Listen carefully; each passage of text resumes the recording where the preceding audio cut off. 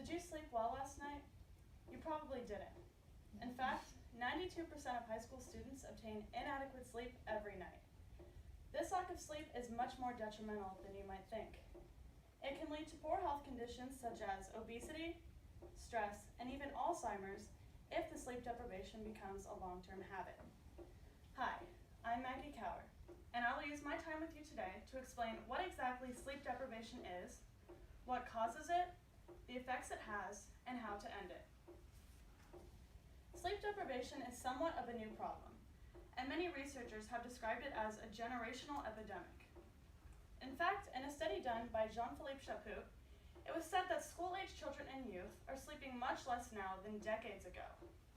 This modern lack of sleep is caused by artificial light, increased caffeine consumption, and few bedtime rules in the household. Most youth and children are so accustomed to the sleep deprivation that they don't even recognize their problem.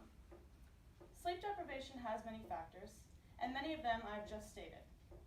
Yet, the most prominent is technology. The light in your phone is called blue light, and when you see this blue light late at night, it blocks the sleep hormone melatonin from getting to your brain. This makes it difficult to fall asleep and can leave you exhausted the next day. Ironically, the desire to get adequate sleep can actually lead you to sleeping less. People are preoccupied with the stress of meticulously calculating the amount of sleep they will get down to the minute. People will go as far as to download apps that are supposed to help you sleep better. But one thing these apps tend to overlook is that different people require a different manner of sleep. Therefore, these deceiving apps that are supposed to help you can actually result in worsened sleeping habits. Some people don't worry about sleep at all, and they think that they can function well from 6 or less hours of sleep. This may seem like it works for a little, but in reality, it doesn't, and forcing your body to function on such a low amount of sleep is very unsafe. Most people need at least 8 hours of sleep, and without it, they can end up with many health problems and fall into a hole of unhealthy sleeping, eating, and living habits. In fact, this lack of sleep can lead to worsened mood, obesity, lower grades, and even Alzheimer's. When you lose one night of sleep, you end up with an increased amount of beta amyloids. Beta amyloids are proteins in the brain that can lead to Alzheimer's. In fact, in Alzheimer's patients, these beta amyloids form plaques. These amyloid plaques are very common in the disease. In those regards, frequently losing sleep has a strong association with developing Alzheimer's. Because of the effects of sleep deprivation, people have the urge to finally get the right amount of sleep. Sadly, after practicing poor sleep habits, it is very hard to restore your healthy sleep pattern. Because of this, people will resort to really poor ways of getting to sleep. They'll go as far as to use sleeping pills, smoking, or even drinking just to fall asleep. These methods are deceiving, making you think that you're improving when you're actually continuing to hurt your body. While you might be sleeping more, you end up with even worse health problems that come from your unhealthy sleep aids.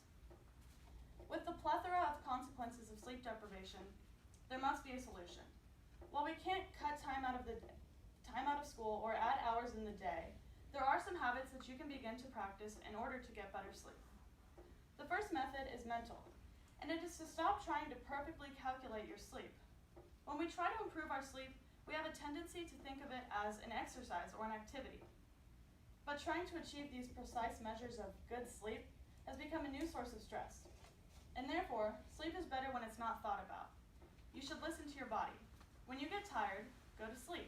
This will allow the natural clock in your body to take over, and soon enough, your sleep will be back on track. Another very important method to get better sleep is to reduce your technology use. When it gets dark outside, you start shutting down and putting away your technology. This will allow the melatonin to reach your brain and get your body ready for sleep. Sleep is important, yet it is greatly undervalued. We dance around the idea that we want to get better sleep, yet we don't put in any real effort. This leaves us in a place being stuck, where we long to sleep better, but we can't seem to do it. This sleep deprivation is fairly specific to our generation, and this modern problem is something that needs to be addressed.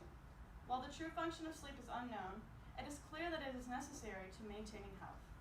Therefore, after listening to my speech, I ask that you all start taking small steps to better your sleep, and in doing so, better yourself.